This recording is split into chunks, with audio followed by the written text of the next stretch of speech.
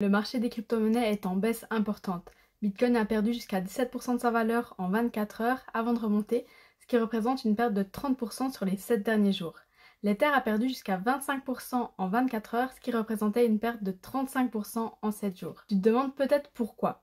En fait, plusieurs facteurs expliquent cette baisse, facteurs qu'on va voir ensemble plus en détail. Tout d'abord, on va voir la situation macroéconomique. En premier, on a des données économiques décevantes, notamment sur le marché du travail américain, qui alimentent les spéculations sur de futures baisses des taux. Les taux élevés sont défavorables au marché des cryptos.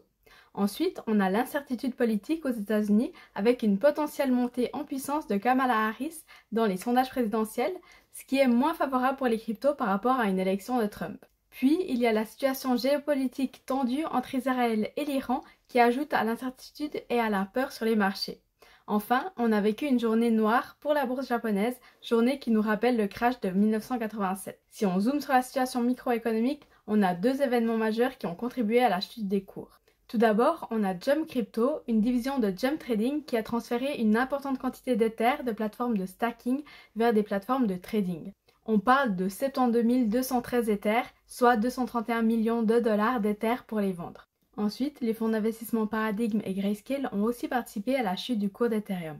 Paradigm a en effet vendu 46 000 Ether à un prix avoisinant les 3 000 $ par unité pour un total de près de 138 millions de dollars. De son côté, Grayscale a vendu 372 000 Ether, estimés à environ 1,1 milliard de dollars. Beaucoup de traders en position longue avec levier se sont donc fait liquider. Dans les dernières 24 heures, il y a eu des liquidations massives sur le marché des crypto-monnaies avec des pertes dépassant les 830 millions de dollars. D'après les données de CoinGlass, les positions sur Ethereum représentent à elles seules 308 millions de dollars de ce total. Voilà donc les raisons de la chute. Est-ce que ça veut dire qu'il faut vendre maintenant? Je ne pense pas. À mon sens, on se situe à ce niveau-là du cycle. Je vous tiendrai informé dans les prochains jours avec des vidéos complètes ou des shorts YouTube concernant l'évolution du marché. En attendant, faites attention. N'oubliez pas de vous abonner à la chaîne YouTube pour plus de contenu en finance et en investissement et de liker la vidéo. Et à bientôt!